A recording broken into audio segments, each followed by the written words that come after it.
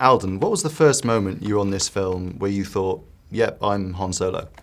Well, you know, in this story, I'm not sure he feels like, oh yeah, I'm Han Solo in the way we think of him, you know, and I think that there's a certain amount of striving and yearning to prove something in this, and in a way they not feeling on that edge is a good thing.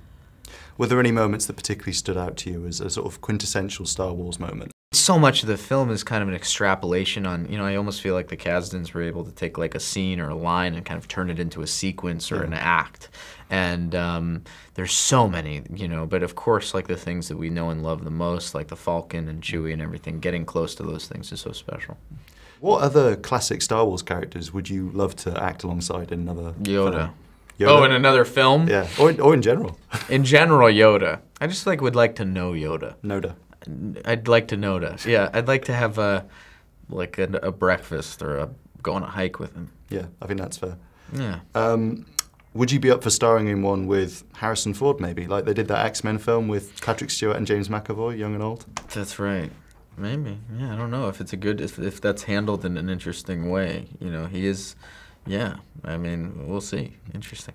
Has he told you what he thought of the film? I think he said something. He saw it and really loved it, which means like the world to all of us. Yeah. Because you'd spoken to him quite early on in the process, hadn't you, and sort of asked his advice? Yeah, kind of. I had lunch with him really just to kind of get his blessing on the whole project, and then afterwards, the fact that he's so enthusiastic about it was just so meaningful for all of us. Yeah. What was your process for getting into character as Han?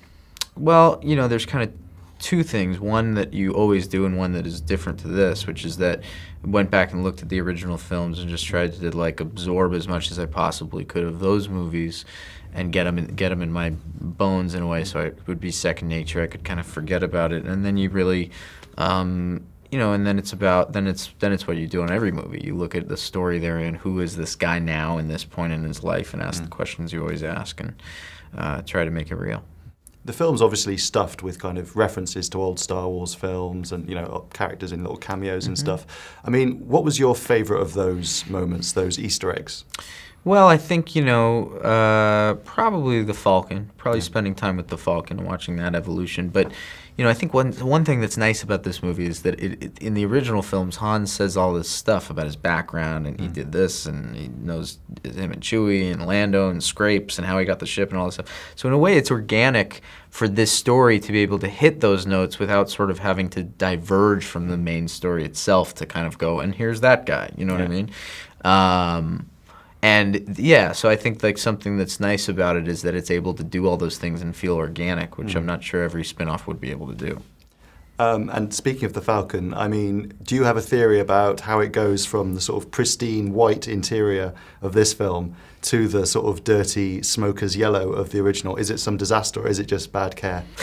Well, the real deep-cut Star Wars answer to that, I mean, you see some of that go on. There's a bit of fire, There's a bit of that. You see a little bit how it became the way it looks now.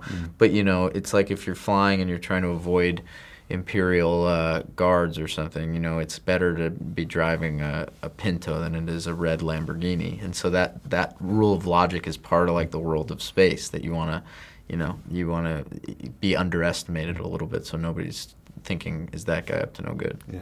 And it's part of Han's aesthetic. You know, like Han's aesthetic is a little rougher. Push it!